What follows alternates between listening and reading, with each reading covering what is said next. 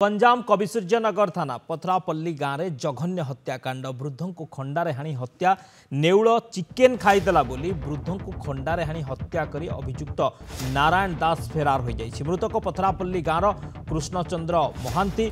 तेबे सामान्य कथा को नहीं ये हत्याकांड घटी।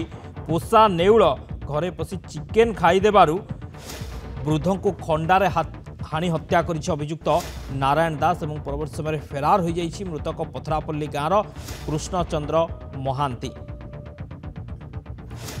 गंजाम कविसूर्यनगर थाना पथरापल्ली गाँव में जघन्य हत्याकांड वृद्धों को खंडारे आनी हत्या करिछि अभियुक्त नारायण दास। केवल सामान्य कथा जे चिकेन खाईदेला नेउल चिकेन खाईदेला पोषा नेउल चिकेन खाईदेला जो कि वृद्धों को खंडारे हाणी हत्या करिछि अभियुक्त नारायण दास। अजा आम काली से चिकेन लेके आसली आसा फल से चिकेन आसी से नेउल आसी नष्ट करदेला। नष्ट कला आम अजा कहले सन्ध्या कहले कि तुम नेउल आसूसी आउ दिन आस तुम नेउल को बाड़ू कहला फल से सकाल से नेउल आसला। आसा फल अजा आम कौन कले बाड़ी नेउल फोपाड़ी से घर आसा देखी बाड़ी पर नेउल धरे बाड़ी बाजिला बाजिला फल से नेउल से पड़गला पड़गला फल भाविले नेउल मरीगला मरीगला भाविक आसी आम अजा को फास्ट बाड़े। ए संपर्क में अधिक आलोचना करबा प्रताप महांती आम सहित अच्छा पोलसरा रिपोर्टर फोन लाइन में। प्रताप ये घटनाटी कौन सामान्य नेउल पोषा नेउलटी चिकेन खाईदेबारु ए हत्याकांड ना पछरे आउ कौन रहस्य रही?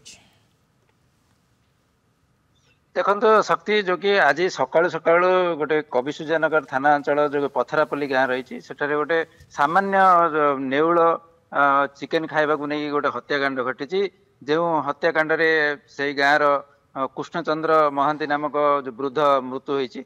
वृद्धक जनक जो गत काली सकाळे जो कि चिकेन आनी किसी तरकारी करते जार फल पड़िशा घर जो रही नारायण दास बोलिक युवक बालक जन रही से कहीं आपण चिकेन मोर खाईदेला बोली से कही आज पुणी से जो जिते कि से नेउलटी घर को आसती पुणी चिकेन खाई देथिला।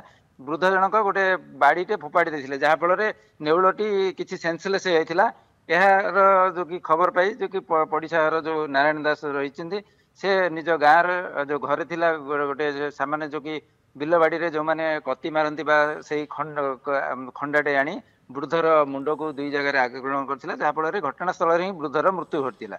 जहाँ जो कि वर्तमान पुलिस पहुंची तदंत आरंभ करिछि आ घटनार स्थल जाई पुलिस छानबीन जारी रखी। सेपटे मृतक व्यक्ति जो कि कृष्णचंद्र वर्तमान कविसूर्यनगर मेडिकल रे भर्ती कराई सेठारु पोस्टमार्टम पठाଯିव पुलिस तदंत पर ही प्रकृत घटना पदा को आसीबो। बहुत बहुत धन्यवाद प्रताप समस्त सूचना पुलिस रिपोर्टर प्रताप महांती अधिक सूचना देते सामान्य कथा सामान्य घटना नेउल खाईदेला चिकेन जो हत्याकांड घटी।